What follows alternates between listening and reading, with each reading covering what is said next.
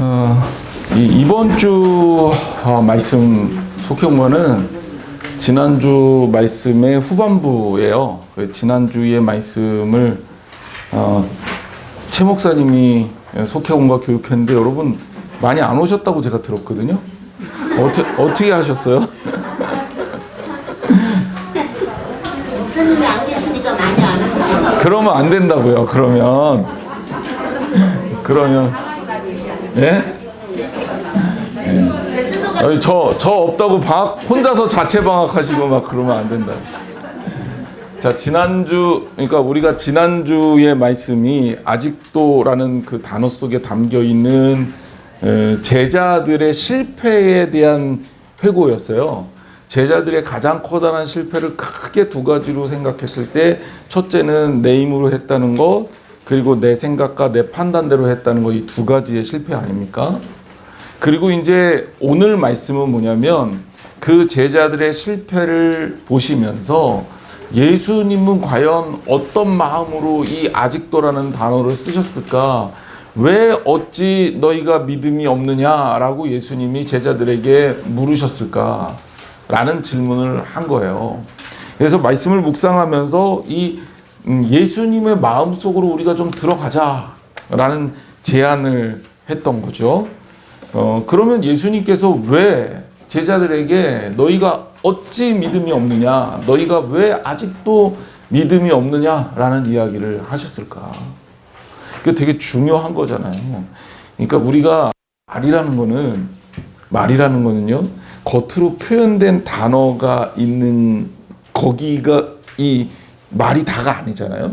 그 속에 담긴 뉘앙스가 있잖아요. 남자들이 제일 무서워하는 질문 이런 거잖아요. 어느 날 갑자기 뜬금없이 여보 나 예뻐? 이렇게 물어볼 때 어떻게 대답해야 되는지 남자들이 되게 힘들어요. 그러면 거짓말을 얼굴에 철판을 깔고 거짓말을 하자. 당신 예쁘지 막. 그러면 이제 진정성이 없다 그러고 혼나고요. 그래서 솔직하게 얘기하자. 아유 그 몸매 어디 가냐, 이쁘긴 뭐가 이뻐, 이렇게 얘기하면 이제 그 다음에는 밥 얻어먹기 힘들고요. 어떻게 대답을 해야 될까, 이거를 찾아야 되는 거잖아요. 근데 그 질문을 하는 마음이 있잖아요. 옷을 이렇게 하나 사면 이거 여보 이게 나한테 잘 어울려? 이런 질문도 남자들 되게 힘들어해요. 이게 안 어울린다 그러면 금방 안 끝나. 그럼 이제 안 어울린다 그러면 옷이 없다. 이제 이렇게 나가는 거죠. 그러면 옷장에 옷을 보면 진짜 옷이 있나요, 없나요? 많죠. 근데 여자들은 맨날 옷이 없다 그래. 근데 이거를 누가 연구를 했어요. 심리학자들이. 얼마나 어려우면 이런 거 연구하겠습니까? 여자들이 옷이 없다라는 표현은 옷이 없는 게 아니라 오늘 내가 입고 갈 옷이 없다는 거래. 그거 어려워요. 그거 진짜 어려워요. 그래서 그거를 제가 그래서 옷이 없다라는 표현을 하는구나. 내가 보기에는 옷이 많은데 옷이 있으니까 저 같은 경우는 이제 남자애를 일반화시키기 좀 그렇지만 저 같은 경우는 옷이 있으니까 그냥 아무 옷이나 있는 옷 집어서 입고 나가면 된다. 이렇게 생각을 하는데 여자들은 옷이 있는데 옷이 없대. 그런데 재밌는 반전이 있죠. 기분이 좋아지면 옷이 많아져. 옷은 똑같은데 그때는 입을 옷이 있어져. 그래서 여보 이거 나 잘 어울려? 이렇게 물어봤을 때 어울린다고 대답을 해야 되나 아니면 안 어울린다고 대답을 해야 되나 굉장히 고민됩니다. 상황에 따라 다른 대답을 해줘야 되는 거죠. 제가 이런 이야기를 여러분들한테 왜 하냐면 말이라는 거는 이 말 속에 들어있는 의미를 이해해야 제대로 된 말이 되는 거예요. 그렇잖아요. 부를 때 뉘앙스가 다 다르잖아요. 문어로 얘기할 때는 여보 이거지만 여보 이거하고 여보 이거하고는 단어는 똑같지만 완전히 다른 의미를 갖는다고요. 그런데 예수님이 너희가 어찌 믿음이 없느냐, 이 말 속에 담겨진 의미를 우리가 캐치를 해야 이 말씀을 우리가 이해했다라고 볼 수가 있는 거죠. 저는 사실 이 말씀 보면서 마음이 많이 아팠어요. 왜냐하면 꼭 제가 속 썩여 드리는 거랑 똑같다라는 생각이 들어서 예수님이 마치 나한테 하는 얘기 같았거든요. 그래서 2주 동안 여러분들이 아직도라는 설교를 들으신 거예요. 그럼 예수님의 이 말씀은 그럼 우리에게 무엇을 가르치려고 하는 걸까? 첫 번째는 환경에 대한 얘기다. 제자들의 삶을 봤을 때 환경이 바뀌니까 믿음이 없어져 버렸잖아요. 바다가 잔잔할 때는 믿음이 있는 것 같고, 그리고 아무 문제가 없는 것 같다가 갑자기 광풍이 부니 제자들의 믿음이 다 사라진 거예요. 그러니까 우리가 그렇다는 거죠. 믿음이 좋은 것 같은데 환경에 따라서 믿음이 있다가 또 없어져요. 그러지 말라는 겁니다.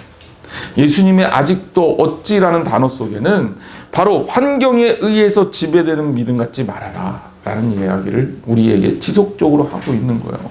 너희들 나중에 내가 십자가에 달려 죽을 텐데, 이 정도의 믿음이면 그때 다 도망가죠. 실제로 다 도망갔고, 어떻게 나를 따를 수 있을 거냐.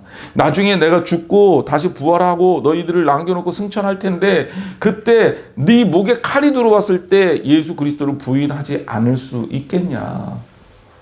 이 질문을 하신 거죠. 거기까지는 가야 된다는 거예요.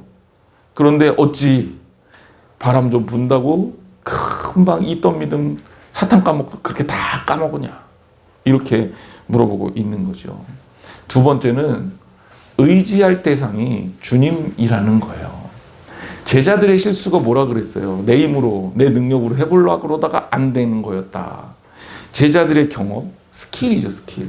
우리가 가지고 있는 수많은 스킬들이 있잖아요. 여러분들도 나름대로 내가 잘하는 것들 있을 거예요. 피아노 치는 거, 노래, 혹은 내 어떤 생각의 탁월함, 또 내가 감각, 판단 능력, 또 정확한 어떤 그리고 뭐 요리에 대한 스킬 뭐 이런 것도 있을 수 있겠죠.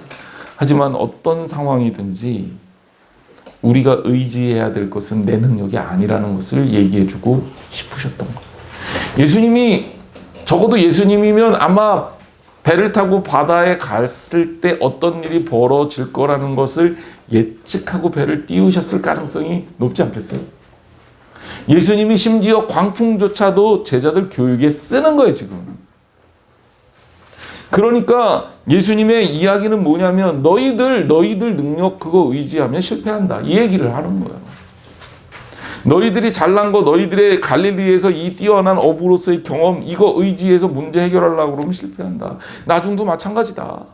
나중에 어떤 상황이 벌어지고 어려운 상황이 왔을 때 너희들 스스로의 능력을 의지하고 너희들 생각 의지하면 결국은 망한다라는 거예요. 그럼 뭐 의지해야 되느냐? 주님만 의지해야 된다. 그래서 내가 너희들 곁에 있는 거다라는 이야기, 말씀을 예수님께서 하셨다는 거예요. 세 번째는 뭐예요? 머물러 있지 말라는 거예요. 뭐가? 믿음. 우리가 오늘도 그리고 지난 수요일 날도 말씀드렸지만 여러분 기억하세요? 자녀의 신앙이 있고 청년의 신앙이 있고 아비의 신앙이 있어요. 그러면 이 얘기는 뭐예요? 그때 성장하고 자라는 신앙이 필요한 거예요. 제자들의 믿음이라는 게 아직도 그 수준에 머물러 있는 거죠. 그러니 예수님이 제자들을 혼내는 시점에서 이 예수님의 말씀이 있지만 혼내는 게 목적이 아니에요. 예수님 말씀은요, 그 자리의 상황을 해결하는 데만 문제가 있는 게 아니에요. 늘 예수님 말씀과 예수님의 기적은 그 다음 단계에 초점이 있어요. 그러니까 제자들에게도 아직도 어찌 믿음이 없느냐라고 물어보신 것은 믿음이 없다는 걸 책망하기도 하지만 한편으로는 뭐예요? 지금 여기 머물러 있지 마, 이 얘기예요. 성장하고 자라라는 얘기죠. 그래서 예수님이 씨 뿌리는 자의 비유라든지 씨앗에 대한 비유를 계속 드신 거예요. 무엇을 하든지 마찬가지입니다. 하나님 일 할 때도 마찬가지. 처음부터 잘하는 사람 없어요. 하지만 처음부터 잘하는 거 못한다 그래서 문제가 되지는 않은데 이 경우는 문제예요. 안 자라. 성장을 안 해. 이 경우는 문제가 된다는 거예요. 생각해 보세요. 태어나자마자 아이가 안 걸어. 그래서 우리 애는 걷지도 못해. 막 이러고 걱정하시는 분 있나요? 너무 어려워요, 질문이? 그때는 걱정 안 하잖아요. 왜? 그때는 못 걷는 게 당연하니까. 근데 1년이 지나고 2년이 지났는데 아이가 못 걸으면 어떻게 돼요? 걱정이 되잖아요. 자, 예수님이 원하시는 건 이거예요. 너희들 제자로 부름 받았을 때 처음에 믿음 그거 알지 내가. 그런데 제가 요약해 드렸잖아요. 그 전주 설교에서 예수님하고 제자들이 만난 다음에 어떤 일들이 있었는지, 심지어 예수님이 기적도 계속 보여주시고 제자들 불러다가 야 너희들만 따로 알아들어 그래갖고 특별 교육도 시키시고, 이쯤 됐으면 요 정도 수준까지는 잘 알아야 되는데 제자들 하는 거 보니까 아직도 여기인 거예요. 그래서 이 갭만큼의 아직도가 있는 거죠. 여러분은 어떻습니까? 여러분은 어떻습니까? 아직도예요? 이제 아직도 하면 안 돼요. 이제 이제 벌써 정말 충분하구나 이런 고백이 주님의 입술을 통해 나왔으면 좋겠다. 예, 저는 우리 교회가 반드시 그렇게 되리라 믿습니다. 그러려면 우리 속장님들, 부속장님들이 그 자리에 성장하는 자리에 있어야 돼요.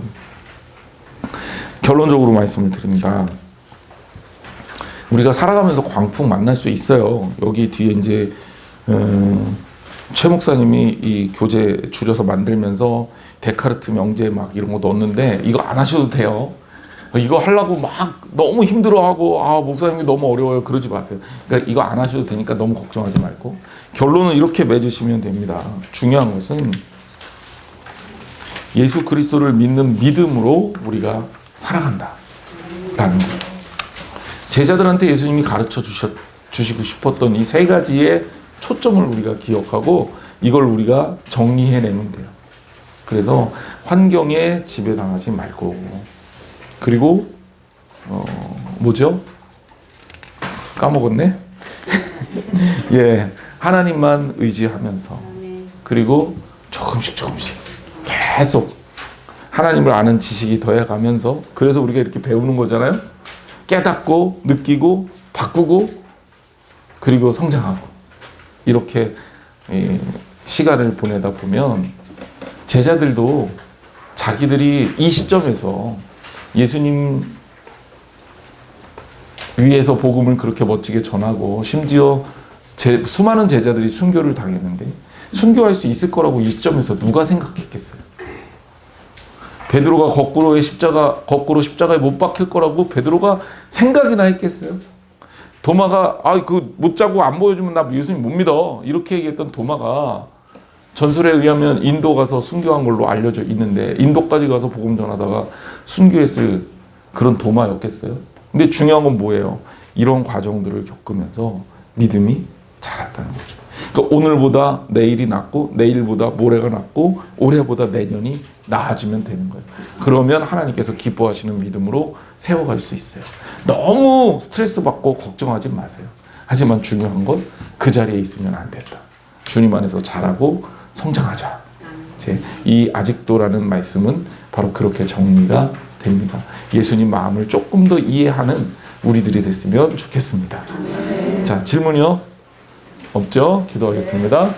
하나님 감사합니다. 우리 속장님들, 부속장님들 주 안에서 같이 말씀을 나누고 이번 주 같이 나누어야 할 말씀에 대해서 같이 공부했습니다. 주님께서 도와주셔서 말씀에 담긴 의미를 깨닫게 하시고 하나님과 온전한 교제 가운데 속회를 강건하고 건강하게 이끄는 일을 위하여 우리 속장님들, 부속장님들 먼저 자라고 성장하게 하옵소서. 주님께서 일하시고 함께 하시는 역사가 우리와 늘 동행해서 주님의 기대에 맞게 환경을 넘어서는 믿음과 주님만 의지하는 온전한 믿음과 더 나아가서 매일매일 성장하는 믿음을 갖게 하여 주옵소서. 예수님의 이름으로 간절히 기도했습니다. 아멘.